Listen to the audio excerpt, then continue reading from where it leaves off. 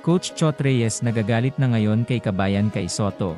Kay Soto, napakatamad daw pagdating sa practice, at napakalamya daw kumilos. Pero bago natin umpisahan, ay suportahan mo naman ang aking channel.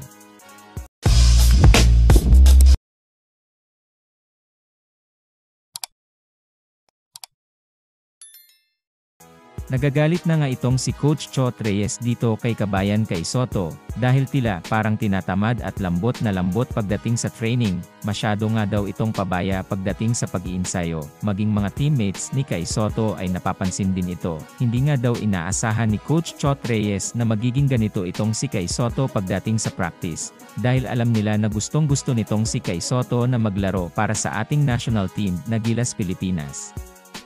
Hindi nga daw dapat pabayaan ni kay Soto ang kanyang pag-iinsayo, lalong-lalo na at malaki ang inaasahan sa kanya ng kanyang mga teammates, at maging ang Gilas Pilipinas, ay malaki ang inaasahan sa kanya. Mas lalo pa nga daw dapat itong mag-insayo ng mabuti ayon kay Coach Chot Reyes, dahil marami nga daw NBA scouts ang manonood sa paparating na FIBA World Cup, at baka ito pa daw ang maging daan niya patungo sa kanyang pangarap na maging isang NBA player.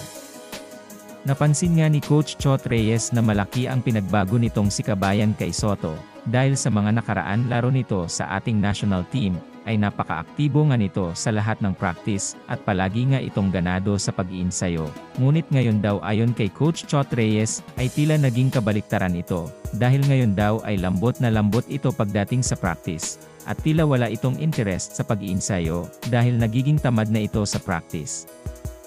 Ngayon nga ay patuloy pa din ang pag-iinsayo ng ating national team, na Gilas Pilipinas, dahil nalalapit na nga ang FIBA World Cup. Kailangan nilang mas tumutok sa training dahil malalakas ang makakaharap ng ating team. Sa tingin nyo mga kaibigan, dapat na bang palitan itong si kabayan kay Soto sa Gilas Pilipinas? O dapat itong mas tumutok sa pagpapaunlad ng kanyang skills sa pagbabasketball? Paki-comment naman ng inyong opinion.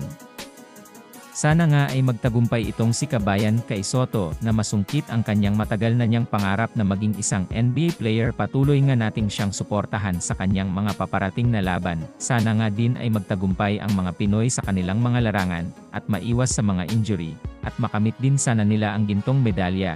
Proud na proud kami sa inyo. Patuloy nga nating suportahan ang mga kababayan nating naglalarong. Maraming salamat sa panonood ng aking video.